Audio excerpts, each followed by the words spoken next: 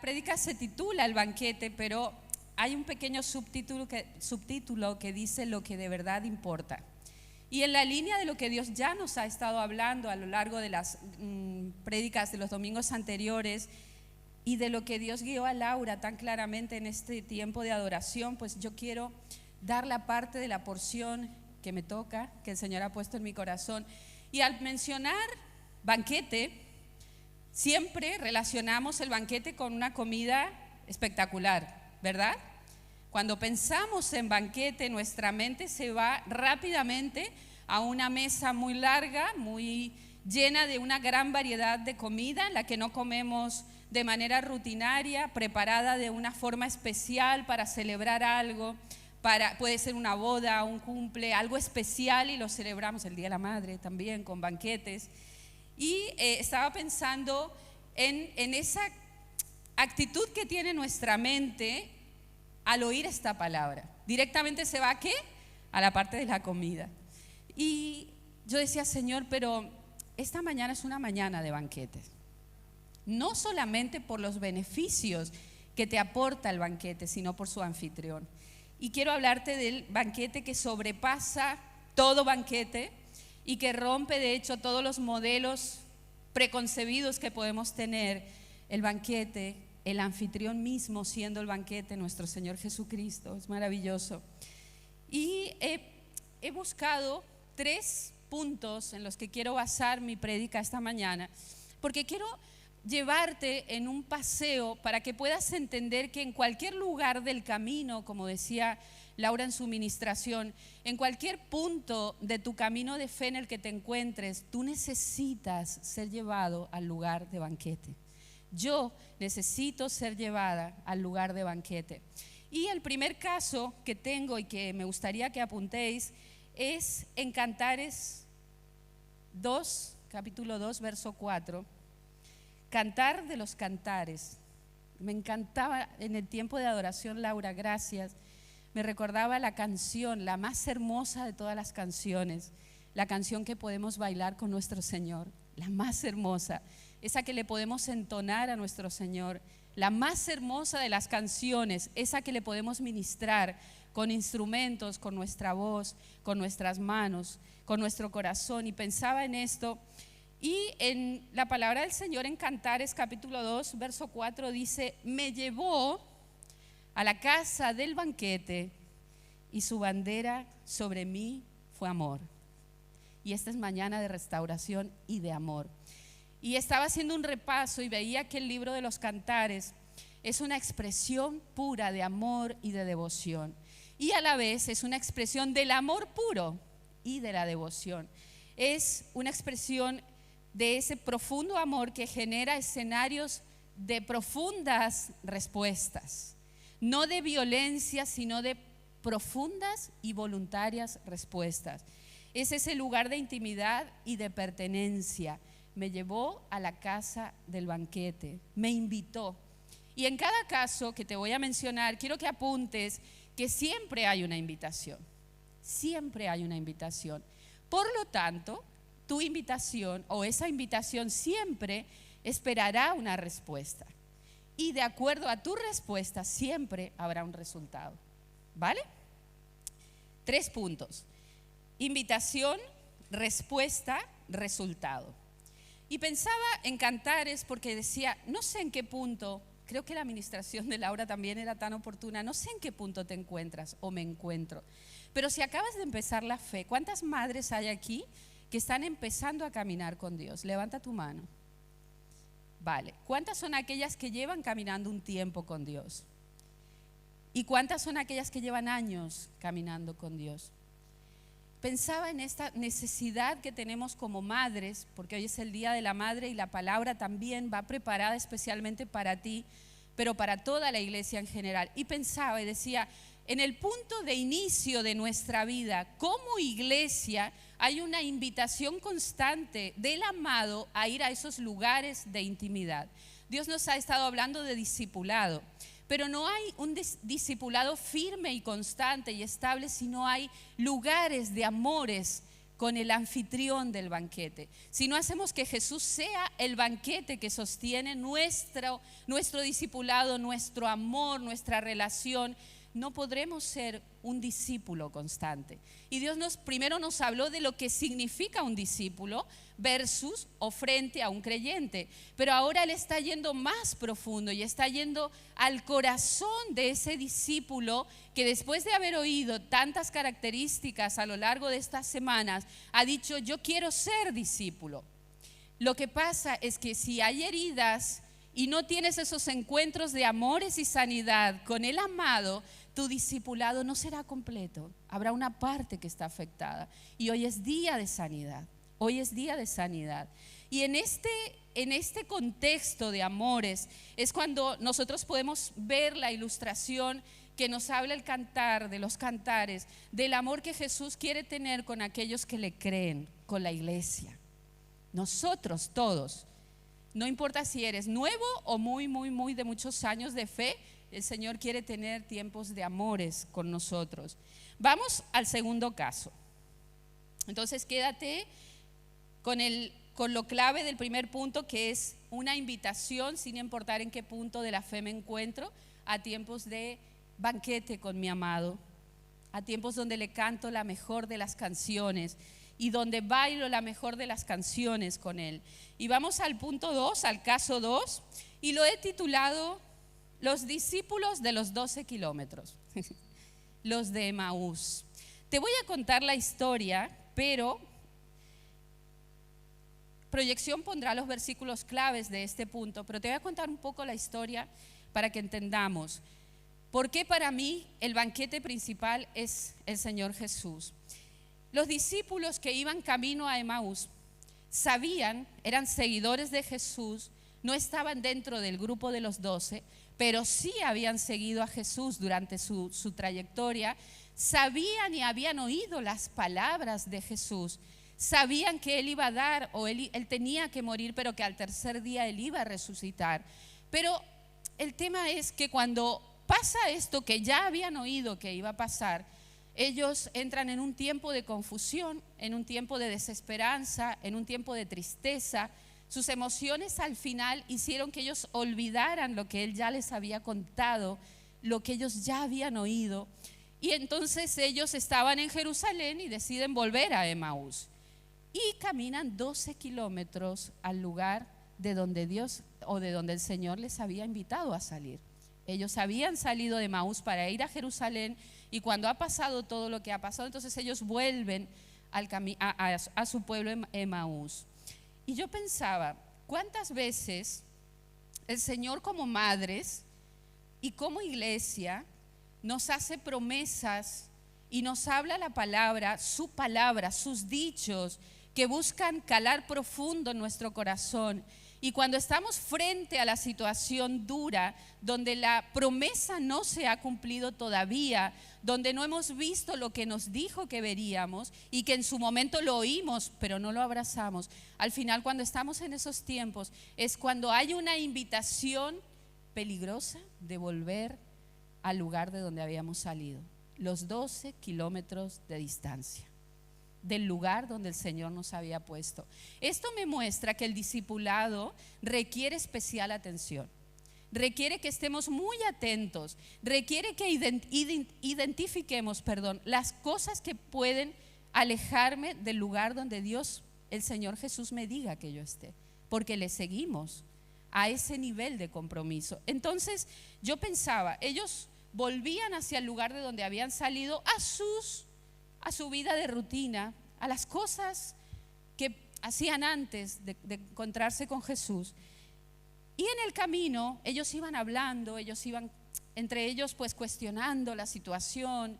Se había juntado Cleofas con su amigo y estaban hablando, pon ahí tu nombre y tus amigos, y qué hablamos cuando estamos en situación de presión, de desesperanza, de incertidumbre, qué decimos, cuáles son nuestras palabras. Y ellos iban camino al pueblo y hablando, y se pone el Señor a su lado y ellos no se dan cuenta.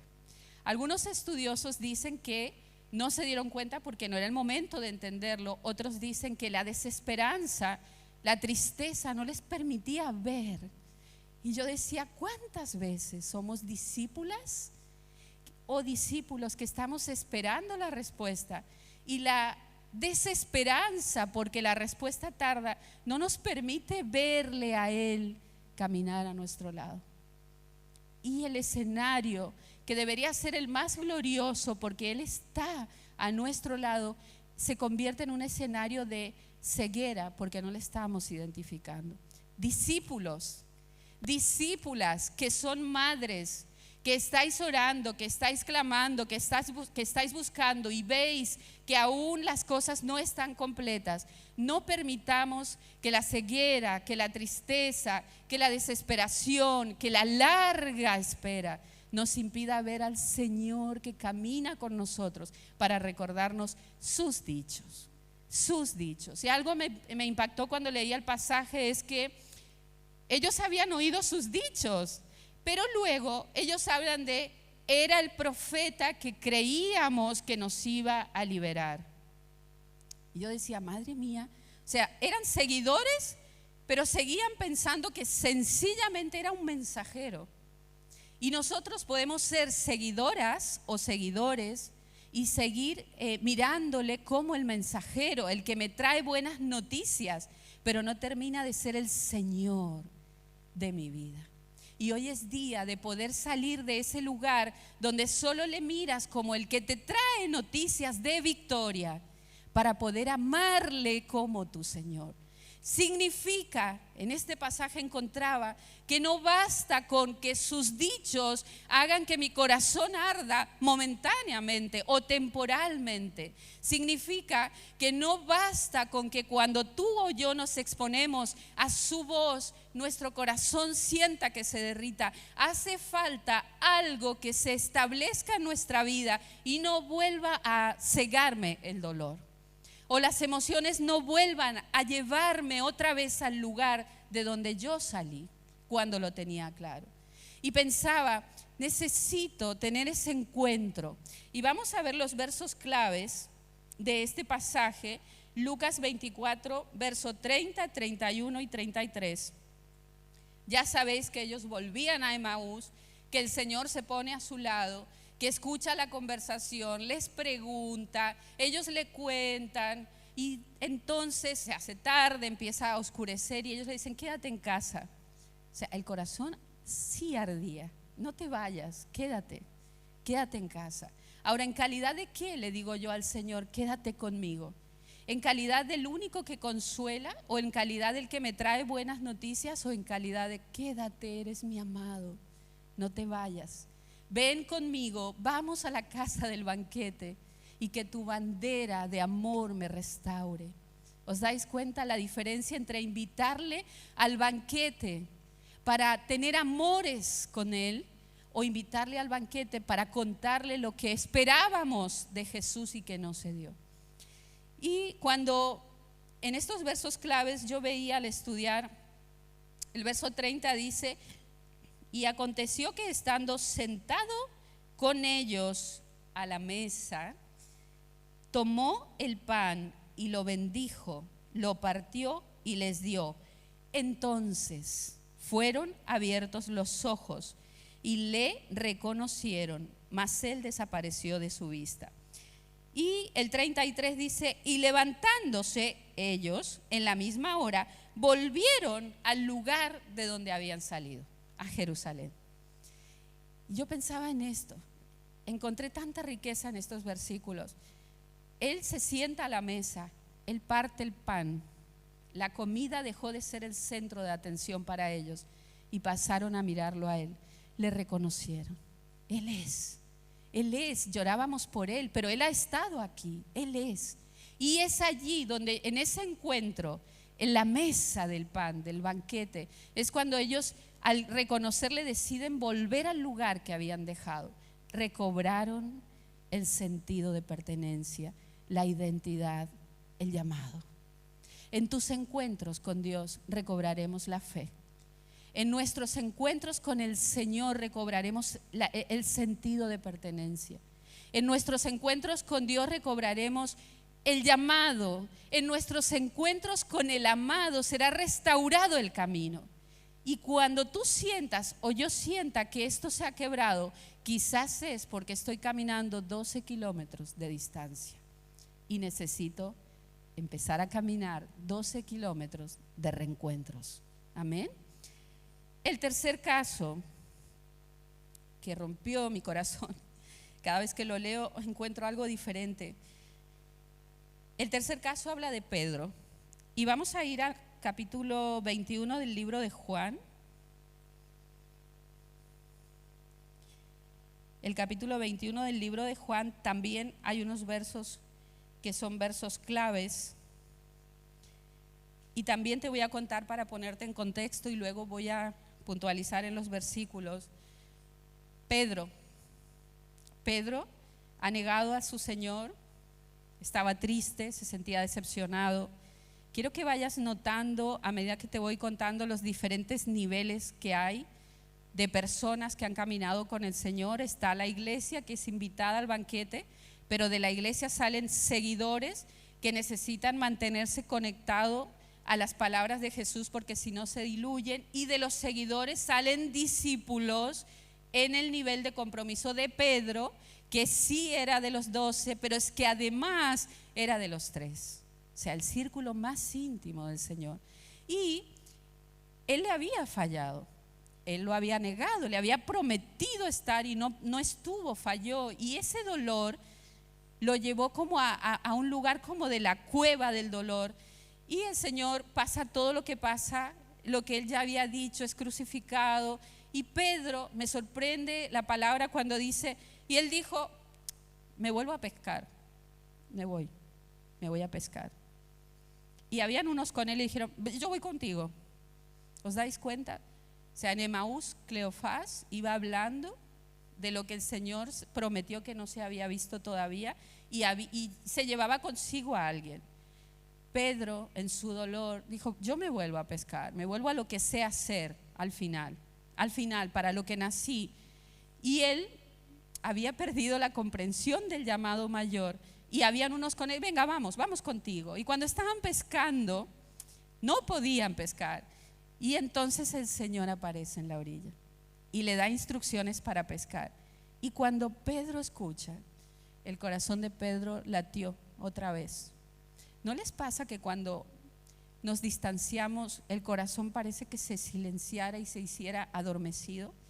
Y luego cuando él habla, el corazón tac, tac, tac, otra vez. Es como, wow, Dios, es que no hay nada que haga latir mi corazón como cuando escucho tu voz. ¿No les ha pasado? Y Pedro al final cuando lo escucha, wow, él siempre tan así, se tira al agua, va nadando hacia donde él estaba. Y cuando está allí ve unas brasas y ve un pescado, el Señor Jesús preparando el desayuno, el Señor Jesús preparando el desayuno. ¿Veis el escenario de amor? O sea, no un Señor que le dijo, me negaste y encima te vuelves atrás. No, el amor sobrepasaba el entendimiento de Pedro. El amor sobrepasa nuestro entendimiento. El amor reflejado en Jesús nos cautiva y hace que seamos discípulos, que amamos, que nos deleitamos en el anfitrión de este banquete. Y entonces Pedro está ahí y empiezan a hablar y me impacta la escena siguiente cuando el Señor mira a Pedro y le dice, Pedro, Simón, ¿me amas? Me rompió el corazón esa pregunta. ¿Me amas? Y Pedro le dice, recordarle, habló como Simón, o sea, ¿me amas, Simón? Conozco tu parte humana, ¿me amas? Y Simón le dice, Señor, tú sabes que te amo. Sí, te amo. Pero fue necesario una pregunta más profunda. Y vuelve el Señor a preguntarle, ¿me amas por segunda vez? Y el Señor, tú sabes que te amo. Y luego la tercera. Y yo decía, ¿por qué a veces el Señor necesita preguntarnos tantas veces, ¿me amas? Y pon tu nombre ahí. Porque yo pongo el mío, Mari, ¿me amas? ¿Me amas al punto de permanecer conectado a mí, no por los beneficios de la cruz, sino por mí mismo? ¿Me amas al punto donde eres capaz de negarte a tus propios sueños y proyectos para que yo me convierta en tu sueño y tu proyecto? Mari, y pon tu nombre. ¿Me amas al punto donde te despojas de tu propio derecho y entiendes que el lenguaje de tu llamado es superior a lo que te puedas imaginar? ¿Me amas? Para dejar de hacer el discipulado a tu manera y empezar a hacerlo a la mía. ¿Me amas a ese punto? Esas palabras traspasaron mi corazón y creo que es el centro, es la cúspide de lo que hoy Dios quiere sembrar en ti. ¿Me amas a ese extremo? Porque si me amas, yo pensaba en Pedro, cuando estaba en Getsemaní, que Pedro cogió la espada y le cortó la oreja. ¿Os acordáis? Y yo pensaba y decía, Pedro tenía la tendencia a ser impulsivo, era discípulo, impulsivo todavía, a su manera, lo hacía, seguía su modelo, actuaba según su criterio, aunque creía que lo hacía bien. Discípulo que todavía necesitaba esa pregunta, ¿me amas? Para hacerlo a mi manera. Y cuando leo las respuestas de Jesús, porque Pedro le decía que sí, hasta la tercera vez que veo que Pedro se detiene y piensa. Y esto me muestra que cuando Él te pregunta, no espera una respuesta por conveniencia, no espera una respuesta emocional, no espera una respuesta desde tu intelecto, no, Él espera que te pares y sientas, sí, te amo. Y cuando lo dices entiendes lo que implica. Y entonces miraba a Pedro y decía, cuando él le preguntó, el Señor le dijo las formas, cómo le iba a mostrar que le amaba o a demostrar. ¿Cuáles serían sus actos? Ya no sería la espada, el discípulo de la espada, el discípulo impulsivo, el discípulo de te prometo y luego no cumplo. No, ahora sería el discípulo que apacentaría la iglesia. O sea, cuidaría, nutriría.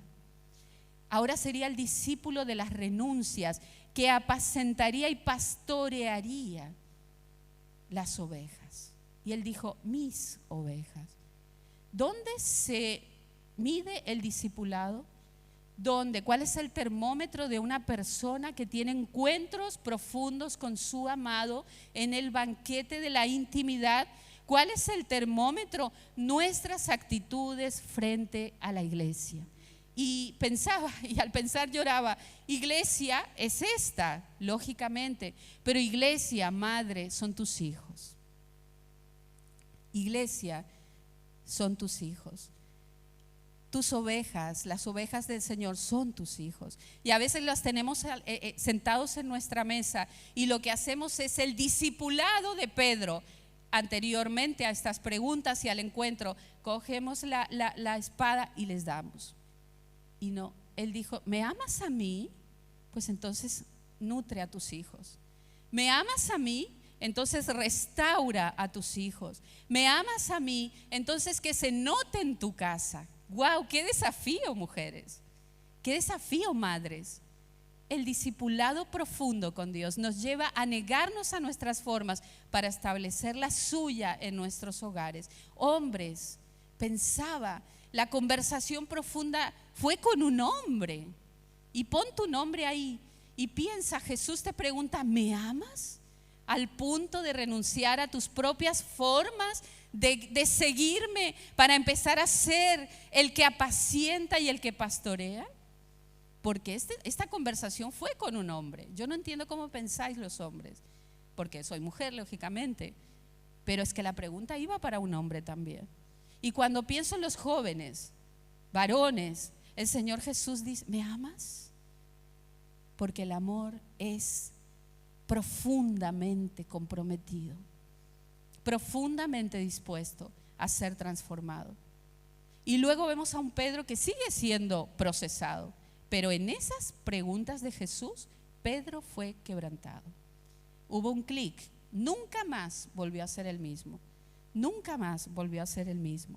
Y en las preguntas estas vemos que se ha restaurado el llamado, se ha restaurado el llamado, se ha hecho más profundo. Iglesia, esta mañana lo que quiero dejar sembrado en tu corazón es que hay un lugar de encuentro e intimidad, de devoción, de profundo respeto, de grandes inicios, pero de radicales finales. Ese lugar es el lugar del banquete, donde tu alimento se llama Jesucristo, donde mi alimento está escondido en Él, no en su mano, en su esencia, en su persona, en Él. Y entonces, allí, sin importar en el lugar donde nos encontremos de la fe, habrá crecimiento, habrá restauración, habrá una conexión con el reino, entenderás lo que significa hablar el lenguaje del reino. Amén. Quiero invitarte a ponerte de pie.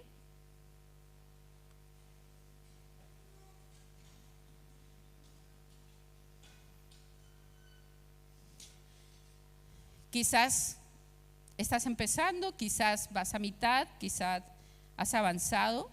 Vemos un llamado a la iglesia, vemos un llamado a los que son seguidores, que oyeron, pero también vemos un llamado al discípulo del lugar de intimidad. No sé, levanta tu mano allí donde estás. Levanta tu mano y dile: Señor, hoy es un día de rendición. Sí. Hoy es un día de recordar tus dichos.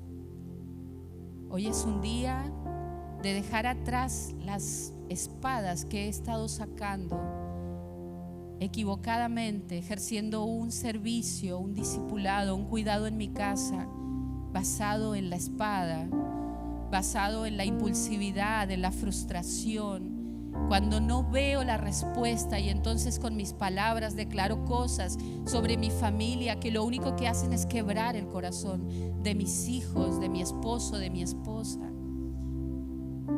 de mis padres. ¿Cuántos hijos no ven en los padres lo que anhelan? Y entonces, en lugar de levantar una oración, lo que hacemos es sacar la espada e intentar producir un fruto desde la forma correcta.